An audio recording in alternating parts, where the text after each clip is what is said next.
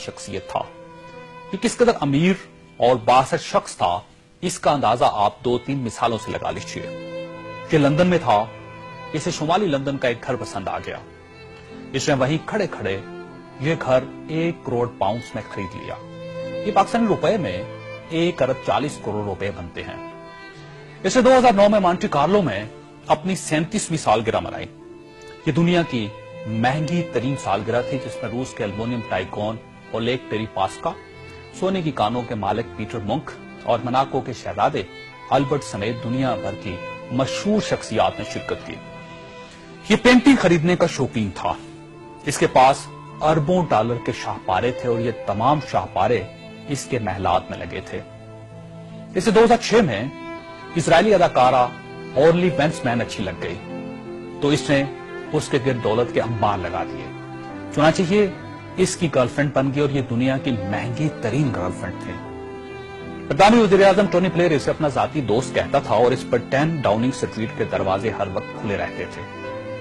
برطانوی شاہی خاندان نے اسے کئی بار بکنگم پیلس اور ونڈسر کاسل میں لنچ اور ڈنر دیے تھے. یہ لندن اور پیرس میں پلے بوائے کی زندگی گزارتا تھا اور اسے دنیا جہان کے قانون توڑ کر بہت خوشی ہوتی تھی. اس نے ایک بار پیرس کی شانزلیزے پر 120 کلومیٹر کی رفتار سے گاڑی چلا کر پوری یورپی دنیا کو حیران کر دیا اور پیرس کی سٹی حکومت کوشش کے باوجود اس کا چالان نہ کر سکی. یہ لیبیا کی انویسٹمنٹ اتھارٹی کا سربراہ بھی تھا اور یہ اتھارٹی دنیا کے کسی بھی ملک میں کسی بھی وقت $10 بلین تک کی سرمایہ کاری کر سکتی تھی اور یہ ایک بہت بڑا استحقاق تھا. اس شخص کا نام ناظرین سیف الاسلام ہے اور یہ لیبیا کے سابق حکمران کرنل قذافی کا بیٹا ہے.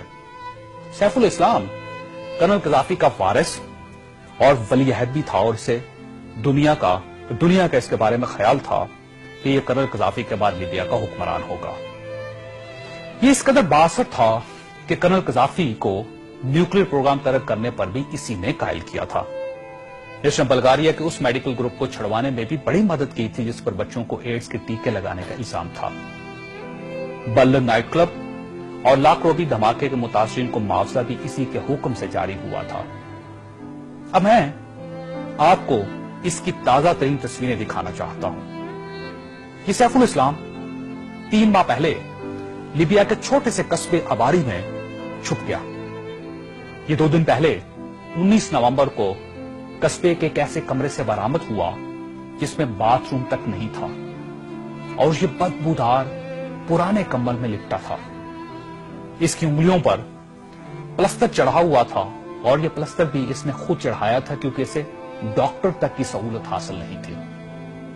یہ سیف الاسلام اس وقت لیبیا کی موجودہ حکومت کے قبضے میں ہے اور پوری دنیا میں کوئی شخص اس شخص کو پناہ دینے کے لیے تیار نہیں جو 3 ماہ پہلے تک ملکہ برطانیہ کا شاہی مہمان بنتا تھا اور ٹونی بلیئر اسے مائی فرینڈ کہتا تھا اور پیرس کی کمپنیاں اس کے لیے خصوصی خوشبو ایجاد کرتی تھی.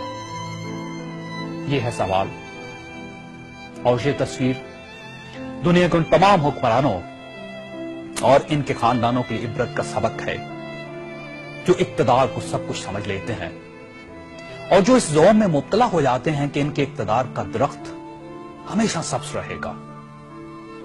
یہ تصویر دنیا بھر کے حکمرانوں سے چیخ چیخ کر کہہ رہی ہے کہ جو حکمران عوام کا اعتماد کھو دیتے ہیں ان کا یہ انجام ہوتا ہے.